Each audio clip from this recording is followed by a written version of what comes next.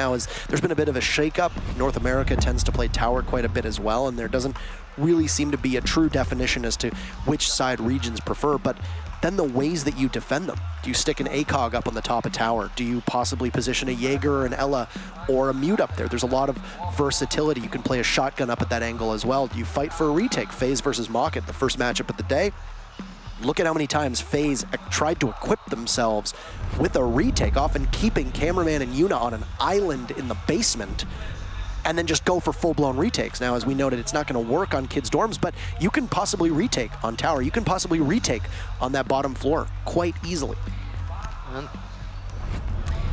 See the bans come out here. Lion and Glaz gone, and those are the same bans by the same team so far. We haven't actually seen any deviation, so if it's identical to the previous map, it's going to be Maestro here at the end. But no, here we go. Valkyrie from Rogue, an interesting change. Although still sticking to that information game for defense as is standard in every region. Overall though, the bans from both teams making a lot of sense. Valkyrie, of course, the most out of place. We are gonna, because of that, have Maestro in play for the defense, and he will very likely be brought every round. On the basement especially, he is a super powerful operator. He can't deny that a fuse plant single-handedly, and if there is not enough soft destruction, or at least forms of destruction that can deny Evil Eyes, then it's going to be a difficult round for Nora, but they've brought plenty in Zofia and Ashe. Well, the Valkyrie ban's a bit of a self-inflicted wound to Rogue as well. We know that if my memory serves me correctly, Waka's most played operator on defense tends to be Valkyrie. Being able to relay that to the rest of the team is extremely beneficial. I am, once again, going to eat my words, as we don't see a Mira ban, which is quite interesting when you look at the way that Oregon typically plays. And I mean, I feel like the amount of times that I've seen a Mira played on Oregon over the last, I don't know, couple months is maybe not even above 10. So there you go. But look down at the bottom right-hand corner. Once again, Siege GG providing us with great information. Rogue has only won Oregon once in the last 6 months out of 4 attempts. That's tricky. And it did not come in North American Pro League. They played it twice this season. They lost to EG 2-6 and then tied Noble. So they don't have a winning record, at least as far as it goes in terms of Pro League play for this season. So we'll see what they can be able to put together. Now, Rogue does have the benefit of a pretty good lineup. Easily sends out a C4. It will not connect. Mary will be playing on the Ashe. That is not much of a surprise here. That should be giving some much-needed fragging potential down the line for Nora-Rengo, as well, you can't just rely on Waka to kill everybody, as we saw happened quite a bit the first time around, and even Raisel, the newest member of the team, and doing a pretty good job of lifting a lot of weight for that team. Oh yeah, Raisel has been really standing up, and he's actually one of the top performers, I think, over the season for Nora, so definitely props to him being the newest guy and making it work. Super inside a meeting hall, just trying to delay this push from tower as long as he can. He's in a good position to do so over by that stage. He's got the cover of the sandbags. He plays it right. It's not really a hard cover position, right? You're going to be exposed most of the time while you're playing there.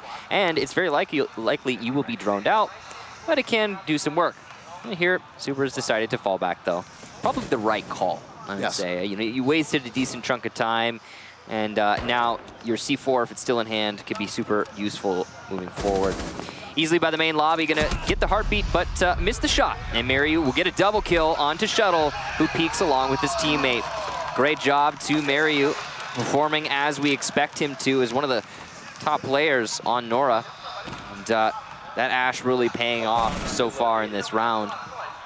And now, stuck in a corner, Rogue, 3 versus 5 because of that blunder.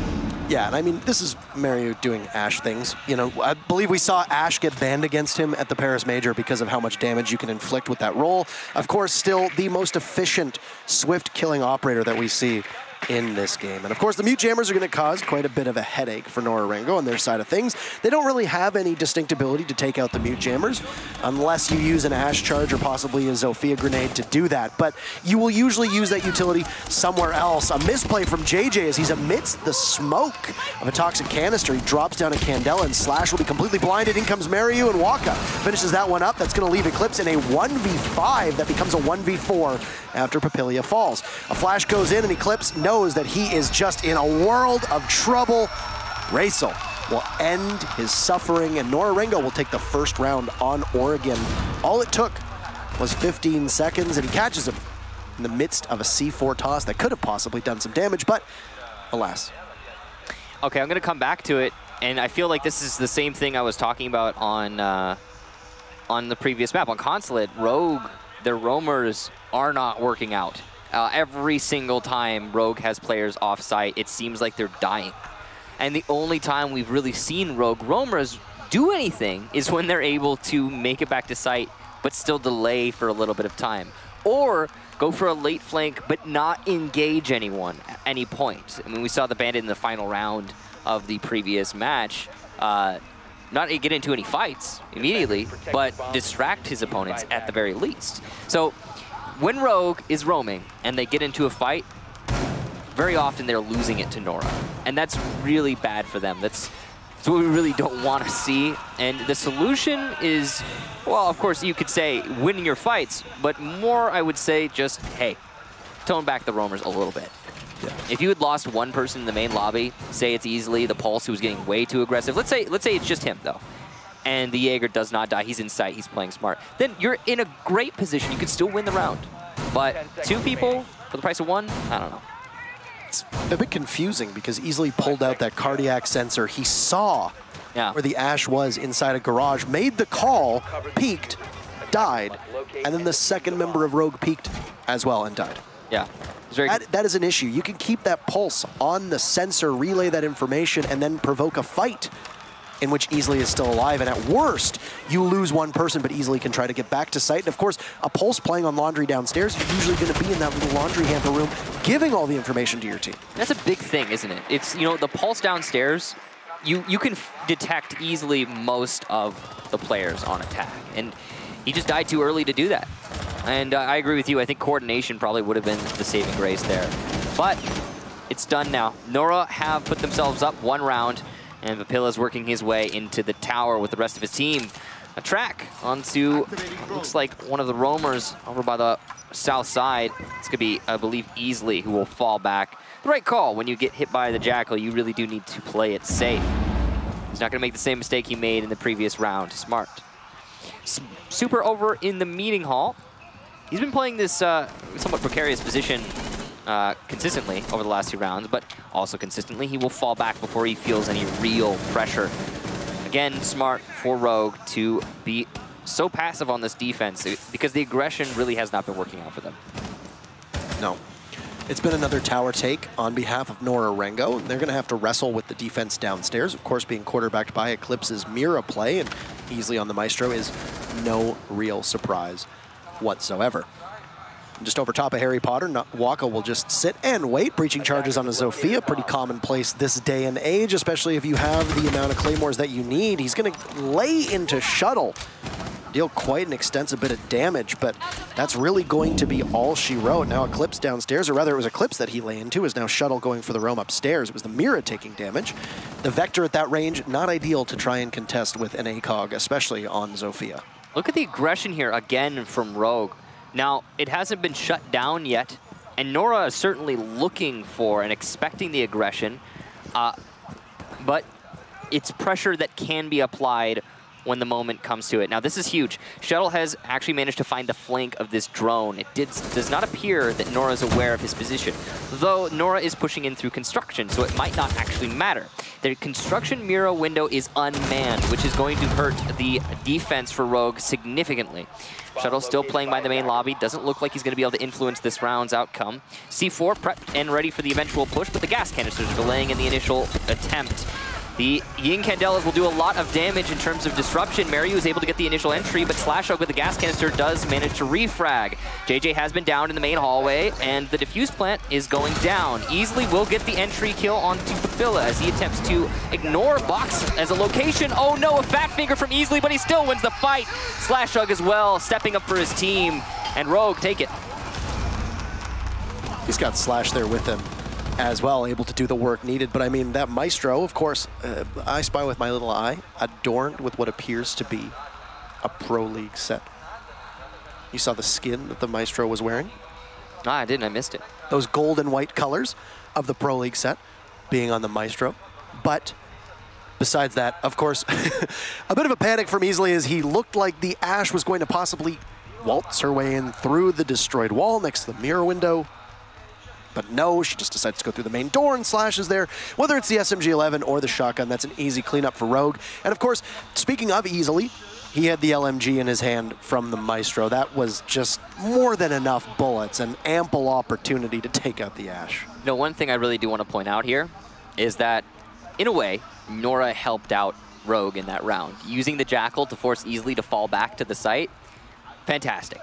The fact that he had to stay down in the site until the fight actually started. He did so much in the middle of that fight. If he wasn't there to do that work, we might have seen a different result. And it's all thanks to Jackal tracking him and forcing him off of the roam by the main lobby. If Easily had been isolated in the main lobby and unable to do anything, I imagine we would have seen a different result there. And yeah, I think that's kind of leaning into the argument that we're trying to make for this entire match so far is when Rogue has the players on the site, when their defense is, you know, loaded to the brim with the potential to hold the actual push, they're often successful. But when they extend themselves too far field, you know, either they're losing players or those players aren't influencing much, and it can hurt their holds quite a lot. It's not unusual. No, it's not unusual to see, you know, only two defenders playing downstairs. Rogue has actually been a bit more conservative. They had Super playing down there for quite a while when he was on the mute. Yeah. It's going to be a different story as we now transition to live action here in round number 3. It's going to be Rogue on defense upstairs on dorms. Now, as we've noted so many times, the key parts of dorms is holding control. The team that tends to have control of the site in the final 20 to 30 seconds, well, they're going to be in a very good position to ride out the storm and walk away with a victory.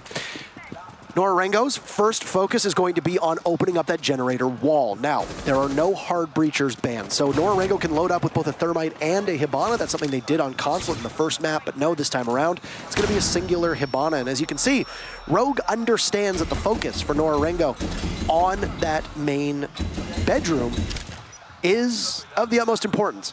It appears that JJ is actually going to expend all of his Candelas just to take control of Armory. That is not good usage of that gadget whatsoever, because as you can see, even though Slash gets a little bit too aggressive and Waka picks him off, Rogue didn't take any damage in that entry whatsoever from the Ying. And you can see that Eclipse is trying to run Nora on a wild goose chase over by Tower. Slash being felled, though, is going to hurt quite a lot for Rogue's defense. Now they don't have 4 on the site. But you're right, the Ying Candela is not being in play. That's going to slow down the push significantly when it actually comes to it. Evil Eyes are still in play, Shuttle's still alive, able to use them at the top of White, and he's not being pressured from below, so this should be an easy hold for him. Pilla's trying to push his way into Generator. Waka, though, underneath, is going to actually walk by the White stairs. But Pilla, an excellent shot onto Shuttle. That is a very impactful frag, getting control of that power position that we always talk about. On the windows, you can see Easley's trying to fight.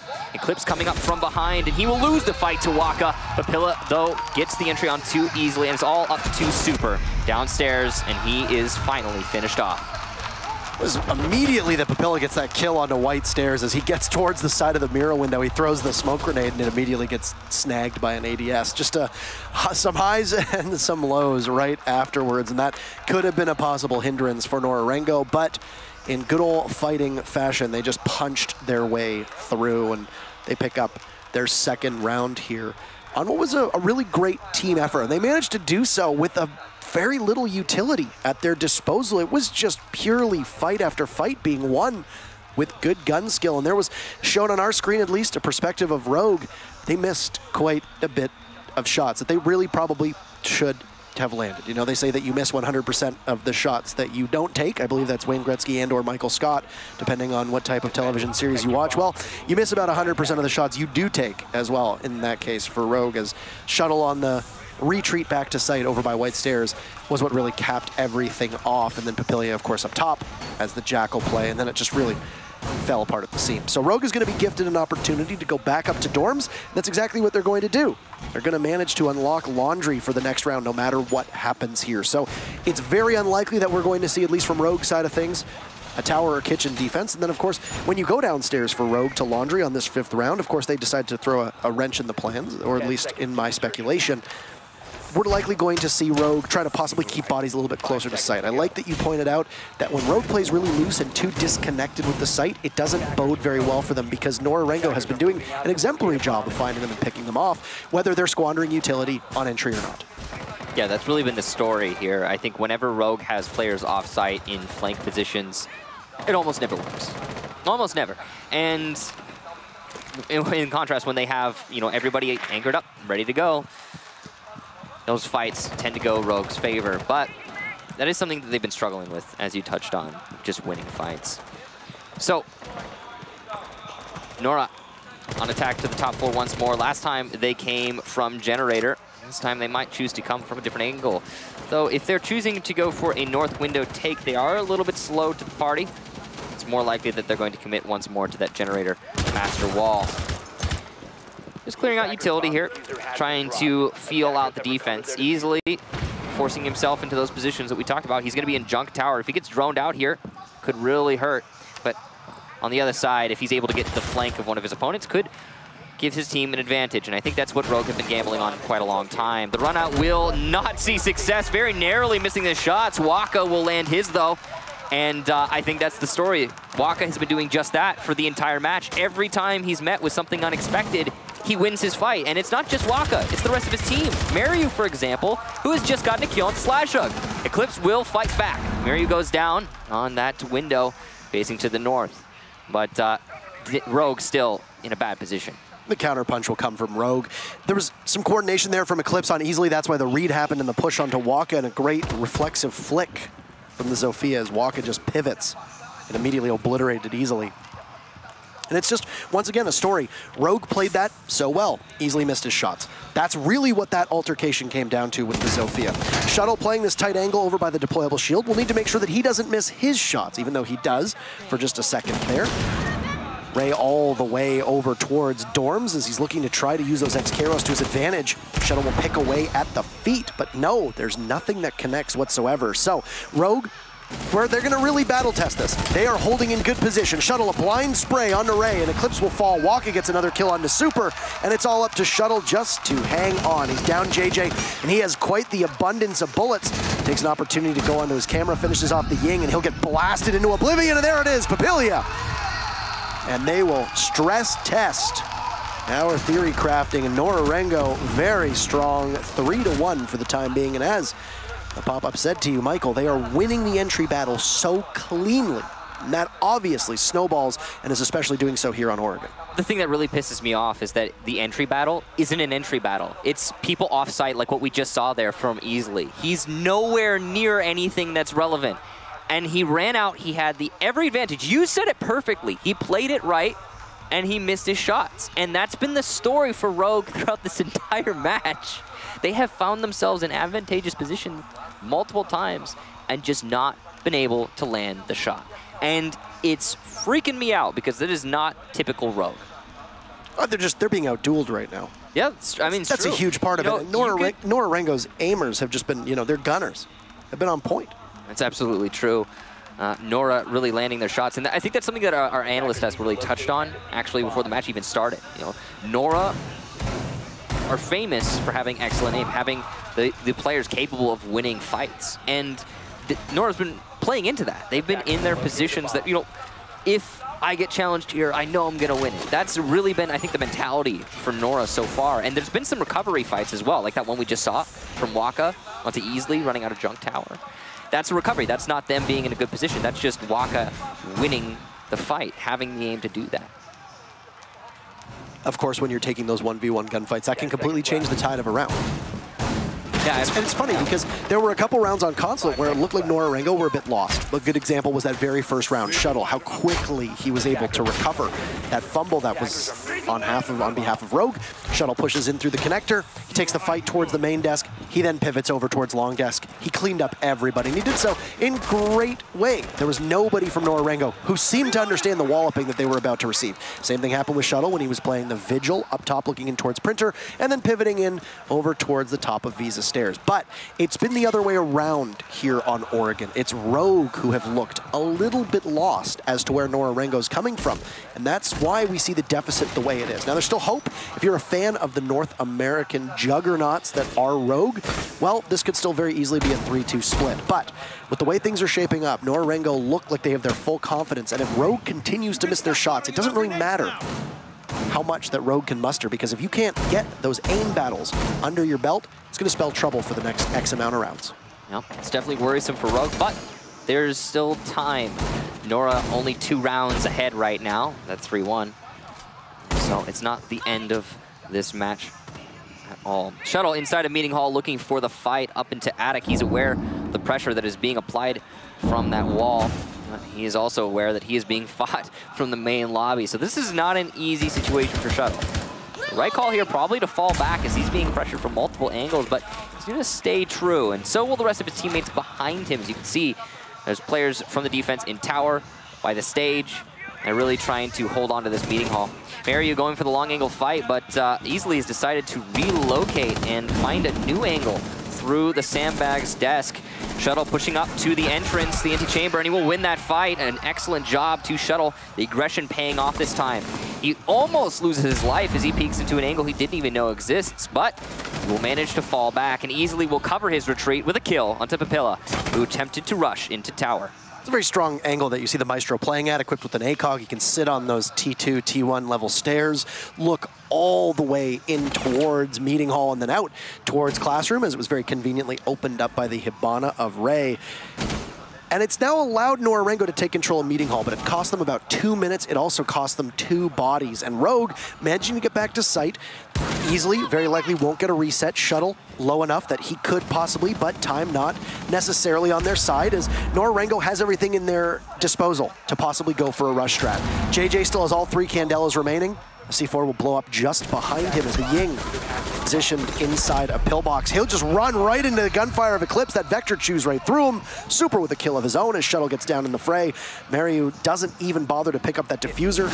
And there we go, but shot from the hatch below. There's Mr. 1.6 himself. Super finishes it off. And Rogue managed to, at least for the time being, find some footing, which they needed to not move out of that split at a 4-1 deficit. Nora-Rengo just a bit sloppier on that round that we'd seen so far through Oregon. Definitely sloppy, a good word to use to describe that. Rogues, I think, one of their few successful roams there, able to fall back at just the right moments and get aggressive at just the right moments. And big difference, of course, very simple, Rogue was winning their fights. You know, being in the right position at the right time, I think, was the reason why. But still, a 1 fight is a 1 fight, and getting the advantage onto the actual push was quite significant there. Now, moving on to the second half, Mario, we will see Nora go onto defense, and they are going to start with the basement of their first site. We have not seen any of the offsites just yet because Rogue has not been able to win 2 in a row. But that could change now that Nora gets to go to their defensive. Yeah, and it's going to be interesting to see what we have out of Nora-Rengo's side of things. Immediate impression, well, their lineup looks pretty damn similar. One thing I really want to point out, and that actually worries me, is that we don't have a Thatcher on the attack, and we haven't really been having a Thatcher from either team. At all. But Mute has been played consistently on the basement. So where is the read being missed from both sides? I'm not really understanding that. Mute, of course, able to deny the drop down in the main lobby. Thatcher, the perfect counter to that, but it's not seeing play. I don't even think we saw a Thatcher at all on Consulate. Don't recall either, if I remember correctly. Yeah, I mean, maybe, but I don't really think so. I'm with you on that. I mean, the thing with Thatcher on Consulate is that because the floors are so destructible, usually if there's a Mute or possibly even a Bandit, you can usually just blow up the floor and then just shoot through it. You know, a Buck, a Sledge, a Zofia, a Jackal inside a piano usually does the trick. On Oregon, it's a bit trickier, as you noted. Of course, Mute gets a ton of value by being able to put those Mute jammers on the washers downstairs in the basement. And for those that aren't aware, there is a height to those Mute jammers. So if you put down a Mute jammer on a desk, it will jam the floor above depending on how far up that floor is. And that's exactly what we usually see Mutes do onto that main lobby hatch. And of course, it's not accessible in most situations. They can't deny most drop downs because, you know, the typical distance between the floor and the ceiling and the drop down itself on some maps, it's just, yeah, it's not achievable. But with those extra height from the desks, it is. So, Eclipse inside of Attic, Waka, you're clearly not aware of this and will die fairly easily thanks to the drone teamwork there. Allowed good positioning for Rogue. Drop down in attic is reinforced, which means a little bit less pressure able to be applied here, but still, you've got basically the majority of meeting hall control because of this attic control. Maryu's trying to contend with it. It's a very dangerous position to play, though. If he gets droned out here, he's all but a free kill. And it looked like they were completely blind, and I think that will continue on as Super falls. Mario picks up 2 very quickly, and the Bandit will just run, turn tail, and hide. Back to the basement he goes. He manages to take down the Ying and the Hibana. That is a really critical blow to Rogue. They're left with tons of fragging potential, but it's going to be largely on the shoulders of Slash now as the Capitao to really be able to initiate outside of just a straight aim battle. And the most of Rogue situated over by Blue, or Tarp as it's called, the basement just outside of that wall of pillbox, looking to try and possibly pressure. And they don't really have time on their side, only 50 seconds left, and ADS is going to catch one of those explosive rounds from the Ash as drone work being done. This could have been much more successful if it had gone towards the meeting hall, but they conceded that early, and the Bandit of Mario was able to do what he needed to do. Trying to see to snap on the heads, Mario picks up his 3rd kill. Shuttle's there. They're going to have to try to get through him as Easily holds a very long angle, joined by Slash. But this is going to be very tricky for them to get through this. Using the concussive blast, Slash will manage to punish Mario and asphyxiate him with that bolt. 15 seconds left, easily inside of sight, going for the defuse. We haven't seen a successful defuse so far go down. I don't think Nora-Rengo knows. No, the mute will cover, but no, Slash, you miss your shots again and again and again. Can he capitalize onto the mute? No, Papilia is there, and Rogue always missing these shots when they need to land them, and it's Nora-Rengo just simply outgunning Rogue yet again. Huge props to the 5 members of this Japanese squad. I think you described it perfectly, Parker. I mean, let's break it down. Here's the first example. Mario in the main lobby, able to get 2 kills as he is being collapsed upon. And then here, this is another one. We saw from Shuttle's perspective. Shuttle was peeking into the angle, but he didn't check the right exact spot. And you could argue that, oh, it's unlucky because there's a lot of different angles. No, Mario was sitting in one of the most predictable positions possible. And that angle, easy to win, but unfortunately, Shuttle not playing the right angle in the right moment. So losing his fight, as you said. 2 lost fights in the main lobby for Rogue. And then from there, it's just this more of the same as Slash is put in the position of covering the defuse plant from Easily. And what is he doing? He's missing shots. So that entire round, many opportunities to gain the advantage. The only time that Rogue really seemed to be in any good position, though, is when they got the kill in the meeting hall onto the Jaeger basically for free. Yeah, they flew blind through that meeting hall. It looked like Easily was on drone, but there didn't seem to be much other intel that was being relayed to the rest of the team. Overall, again, just lost fights for Rogue. I mean, and that could be attributed rather to the lack of droning or the poor droning, as you pointed out. But still, I gotta say, a lot of the Nora positions are pretty common angles, and catching a Bandit transitioning from meeting to main lobby, should be an easy fight. Yeah, but Mario landing that great shot all the way back towards tower, and then immediately pivoting and going after the fighting kitchen, and then getting back to sight. I mean, that's the kind of thing where a drone inside of lobby possibly got shot from Mario. A drone towards the back of, the tower. That could help. You have a Ying essentially going blind, and Eclipse, who's had very bad luck today. And I don't want to say luck, because it's not really luck. When you're at this level and you're dying consistently as an entry, there's something that's not going right, be it droning you in, be it you going in blind, be it you going in solo and not having much backup there whatsoever. I mean, we have seen teams fall apart because their roamers or their entry do not have the, the required support and basically just get picked off, and they're absolutely free, as you said. Yeah. So, a lot of lost fights so far from Rogue. They will try to rectify that as they start and attack onto the top floor. So it's going to be a north windows push. And the first step, of course, to attacking the north windows is you have to isolate tower. Why? Because that's the way that you flank north windows. It's the most exposed location. Capitao bolts are going to be perfect in this position, able to do a lot of damage, and Slashug will get the kill onto JJ because of those asphyxiating bolts. Great coordination there easily as well with the Guzmatsu from the lifeline. Impressive play there for Rogue.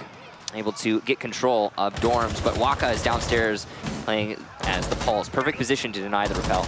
Also got the lesion down there of Raisel as he's waiting underneath the one window. He looks like he's managed to get back up top as he's inside of dorms. There was somebody else with Pulse down there too, but this could be very big trouble as he'll get pushed out again, but no, easily misses, and Raisel manages to make lemonade out of lemons. Papillia's there to grab Eclipse, and Slash, now a heavy investment into Raisel, will be rewarded, but 2 members of his team falling in the meantime. Downstairs, Super just waiting through meeting hall. We'll try to alleviate some pressure on the kitchen. Of course, there's still the pulse of Waka playing downstairs in kitchen, who will be spotted. And yeah, the Ash of Shuttle catches 1 member of Nora-Rengo rotating. Time right now, about a minute to go. There's still a lot of unpredictability that can happen here. If you look at Rogue's lineup again, well, they'll lose Super and Diffuser in hand to Slash. They're gonna once again have to lean quite heavily on this Capitao to make something work. He doesn't have those asphyxiating bolts. They were both used inside of dorms, but he still does have those 2 smokes, which will manage to evade the ADSs of Papillia and be able to at least cut off a part of the site. It definitely seemed like as soon as Rogue lost their initial push over to the north windows, they sort of fell apart. It's not over yet, but you could see Nora in a great position to win this. Papilla's aware of the Capitao inside of Attic and will get the kill. That's Diffuser down, but not planted. Shuttle now in the 1 versus 3, and he's got to find a lucky angle, if anything, to entry in from this position. Waka keen to give it to him, but he wins the fight regardless of the dangerous fight that he's engaging with. Nora take the round, and we go to a 5-2 match point. I mean, I think Rogue's struggles on Oregon are speaking for themselves. I feel like if I were paid every time I said this phrase, I would be a very wealthy man. That this is a map where good teams go to lose. Yeah, I mean, we've said that many times. It's a map that Rogue also just doesn't seem to play well on every time they've been here. It's definitely a struggle for them. So you could say that that is a good portion of why they're right now facing down match point and a map number 3. But also, Nora have been playing exceptionally well. And Rogue taking a tactical timeout. This is one of those things where you could have taken it around sooner. Yeah. You know, you can possibly learn something from this tactical timeout and make gains. Now, let's say you take it when you're down 4-2. You know, you're probably going to go to dorms in the next round. That's exactly what happened. You can plot and push for that. But there's less predictability here. You're taking a tactical timeout, and you're not really certain. Is Nora-Rengo going to roll with tower, or are they going to move towards kitchen? So you're basically trying to keep your composure without knowing where you're going to end up attacking. That is an issue. That could possibly end up, you know, rearing its ugly head for Rogue. And we've seen teams many, many times take their tactical timeout sitting on match point, and they really don't get the value out of it that they need to. That's, of course, all speculation on our part. We'll go back in here, and it looks like we're going to go to tower. Of course, you can't, once you lock into the 6-pick phase, you can't switch off your site, so tower is assured, but just a bit of patience and reluctance here from Waka to take the Capcan and possibly slow them down. The Pulse was a great pick, able to gather all that information. You knew that Rogue was likely going to rappel up on the small dorms windows, and the Pulse was able to continuously feed that inside of the site to both the Mira as well as the Legion. But the Capcan will be the go-to play for Nora-Rengo here, and this could pose a problem for Rogue. I would imagine that we're likely going to see some of those traps possibly go over towards meeting hall. If not, you might put them on the windows so that you can catch the rappel or a quick push into tower side. Yeah, it's definitely an interesting pick, but it's not a bad one. I mean, you got extra layers to delay the push, and it looks as though he's going to try and put them mostly downstairs. And that makes sense, because one of the most exposed places on tower is, well, the basement. If you can come up from the basement stairs, you can potentially do a lot of damage if it's not being watched. But if it is being watched, usually that push is foolhardy, which is why you don't see it so often. Though, if Nora is able to bait Rogue into pushing this and maybe get one of those Capcans to detonate, then not only will the push be downstairs be unsuccessful, but also you will lose some HP in the process. So Waka just trying to give himself a nice little line to assist his roam downstairs. And Rogue, meanwhile, attacking as you would expect people to attack onto a tower by repelling on the tower and looking for the fight on the player on T3. Looks like that's JJ. Can't quite tell from this angle, but he's got his work cut out for him right now. He's being pressured from the windows and from below. All things considered, this is not an easy fight, but he is making good work of it so far. He looks to potentially get a kill onto Easily, who's just gone up onto the balcony, but oh no, the timing! JJ unlucky. Easily, very much so, and he will take the kill. Slash has eaten some damage, but Rogue, firmly in the driver's seat, now have control of T3.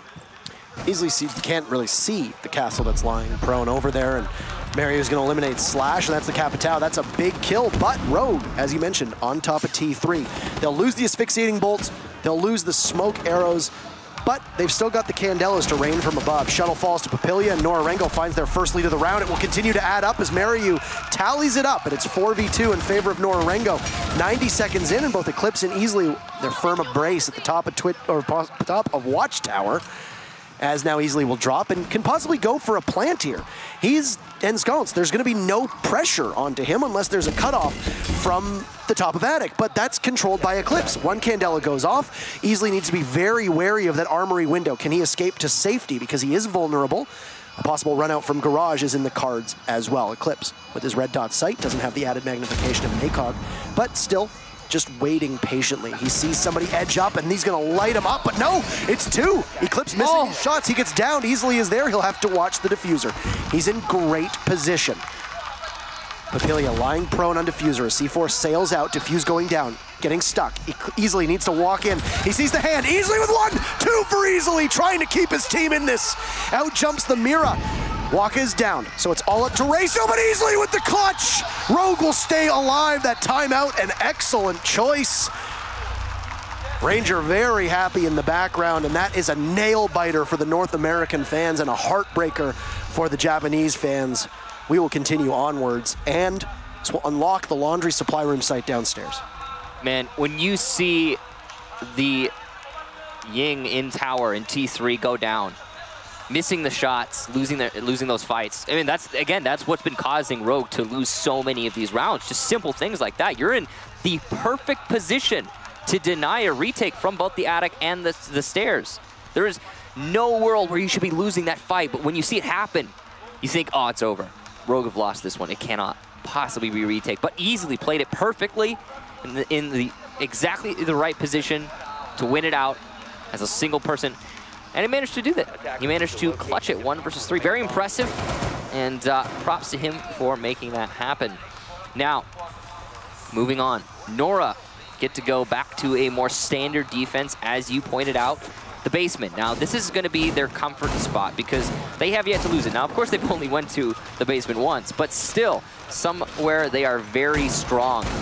And the last time we saw Rogue attack here, it seemed like a pretty one-sided affair. Most of it came down to the fact that Mariu just absolutely fragged out, though. I mean, he was retreating off of the roam inside a meeting hall, and he seemed unstoppable. Even when he got back to the site, Mariu still fragging out. So if Rogue can avoid that, then great. They might have more success here. It just comes down to whether or not they can win those fights, though. I mean, I know that it sounds a little critical for us to condemn players competing at this level for missing their shots, but in all reality, that's what it came down to. This is an entirely different matchup in 2 rounds in particular. The biggest one being Easily's run out on Waka, playing inside a small tower as a bandit. This is a very different game if those shots get landed. And I know that there are people who might be unhappy that there's that criticism being thrown in towards the players for not being able to land those shots, but that's really what it comes down to. That's really what it comes down to. If you miss those shots, the whole round goes a different way. Right now, Nora-Rengo not really missing their shots easily in that last round. All lined up, didn't really miss his shots. He connected where he needed to, and Rogue might have just found a momentum-winning round where they can start to build off of that and push this into overtime.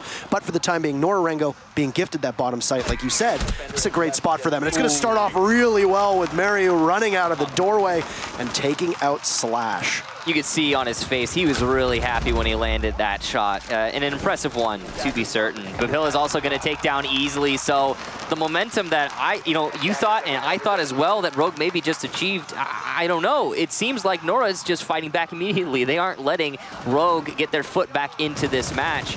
A 3 versus 5 now, and while Rogue does have plenty of time, they're up against a wall, and it is not looking good.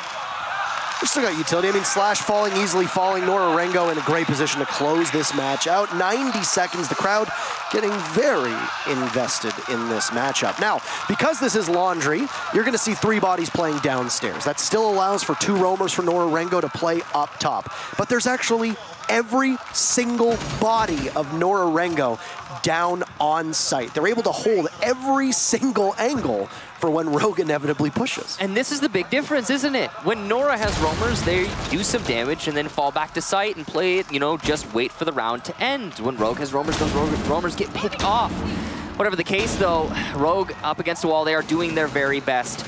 Shuttle going to be pushing in through the main hallway downstairs, not being contended with just yet. He could do some damage from here if given the opportunity. He's in a great spot. You've got Eclipse still with those Candelas, but oh no, Shuttle missing his shots. JJ puts him on the floor. Super trying to push into the main hallway with Eclipse. The Candelas are going to provide Eclipse at least with cover, but he does not blind any of his opponents nearby box. And Papilla with the last 2 kills. Eclipse does manage to get 1 in a trade, but it's all over. Nora take map number 2, and we head to Coastline. All of the prognosticators and people who were speculating that this would go the full distance, no matter who the winner would be, so far absolutely correct. We needed all 3 matches to conclude these 2 teams competing against each other back in Atlantic City, and well, nothing's going to change this time. We're going to go to Coastline. The teams are going to take a brief break, but you're going to stay with us while we basically dive into what happened there. Now, before we turn our attention to Coastline, we can break down Oregon because there were some interesting things that happened. Number 1 on tower, excellent lockout from Easily to provide for that momentum. But what happened on that last round of Oregon? The same thing. He didn't drone. Mario went for the run out again. There was no flank watch. He picked a body off, a Clay Pigeon on rappel, and it all spiraled from there. Okay, so I wanna get this out of the way because I feel like it was a really strong point for the entire, it's been for the entire match so far, but that map in particular, Rogue have not been landing their shots. Put in good positions, they are not landing their shots. I mean, that's a great example of what you just saw, JJ winning that fight against Shuttle. Shuttle, you know, catching his opponent off guard there, he should have been able to win that. So get that out of the way, that's done, okay? We look at the strategy, and you're right. One big thing that stands out for Rogue is it doesn't seem like they're droning for each other very much. Another thing is, just in general, the teamwork seems lackluster. A good example, again, aside from just droning, or the lack thereof from Rogue, when we saw Easily by the main lobby, aggressively pushing up those main lobby stairs, he has the teammate right behind him, the Jaeger, and he easily could just heartbeat detect his opponent inside of the garage and call it out to his teammate, be like, hey, he's right there. He's in the corner with the door, you know, a simple call. He's by garage door, you know, the one to the left or the right, whatever the case. And make that call for your teammate and then see what happens of it. And if your teammate loses it, fine. You know, okay, fall back. You tried and you failed. Life moves on. But